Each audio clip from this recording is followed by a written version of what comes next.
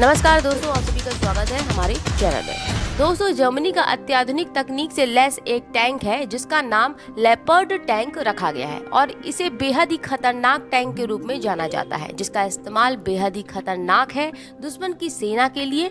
खुद जर्मनी भी इस बात का दावा करता है कि लेपर्ड दुनिया का सबसे खतरनाक जंगी टैंक है। जर्मनी ने लेपर्ड 2A4 टैंक्स पर 1985 से 1992 के बीच लगातार काम किया। इसकी 8 बेंच बनाई जा चुकी है। इस टैंक की लंबाई की बात करें तो 3.7 मीटर की है और ऊंचाई 2.79 मीटर की है।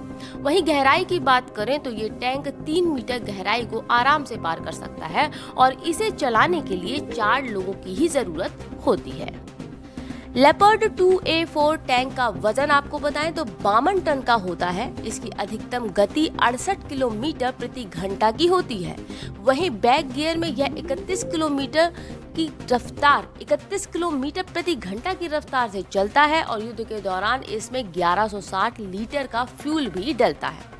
आम सड़क की चाल की बात करें इस टैंक की तो 340 किलोमीटर की रफ्तार से चलता है और ऊबड़ खाबड़ में ये 220 किलोमीटर स्पीड की चाल से चल सकता है।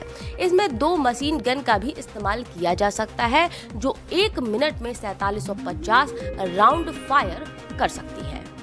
चलिए अब आपको बता दें कि इस टैंक का इस्तेमाल जर्मनी तो करेगा ही, क्योंकि जर्मनी ने ही इसे बनाया है, लेकिन इसके अलावा और कई देश भी हैं जो इसका इस्तेमाल कर रहे हैं। उनके नाम इस प्रकार हैं, जैसे ऑस्ट्रिया, कनाडा, जैसे कि चेक गणराज्य, Chile, Finland, Denmark, Netherland, Hungary, Indonesia, Poland, Norway, पुर्तगाल, सिंगापुर, तुर्की, कतर, स्पेन, स्लोवाकिया, स्वीडन और स्विट्जरलैंड देशों के नाम शामिल हैं।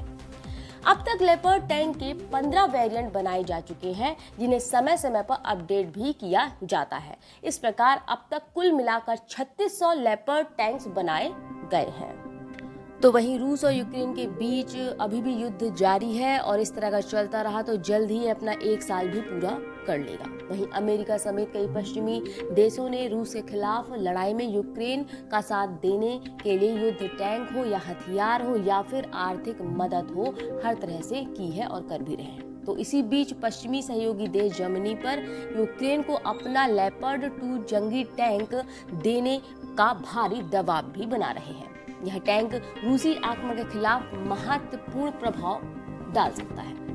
तो 1970 के दशक के अंतिम दौर पर अमेरिकी M48 पैटर्न को बदलने के लिए लेपर्ड 2 टैंक को पहली बार बनाया गया था। टैंक को जाना जाता है इसकी मारक क्षमता, इसकी सुरक्षा कवच जो कि काफी मजबूत है और इसकी गतिशीलता के लिए। वहीं आपको बताएं कि जर्मन अखबार फ्रैंकफर्टर ऑलगेमाइन ज़ेइटुंग के अनुसार लेपर्ड 2 टैंक जर्मन टैंक उद्योग के गोल्फ की तरह है, जिसे पूरी दुनिया में ऑलराउंडर की मान्यता भी मिली हुई है। वैसे इस पर कई एक्सपर्ट्स ये भी कहते हैं कि अगर ऐसा होता है, जर्मनी यदि यूक्रेन को अपने लेपर्ड 2 टैंक दे देता है, आग में घी डालने के समान होगा। यानी दोनों देशों के बीच जंग और भी ज्यादा बढ़ जाएगी और ये सीधे भागीदारी दिखाएगा नाटो देशों की।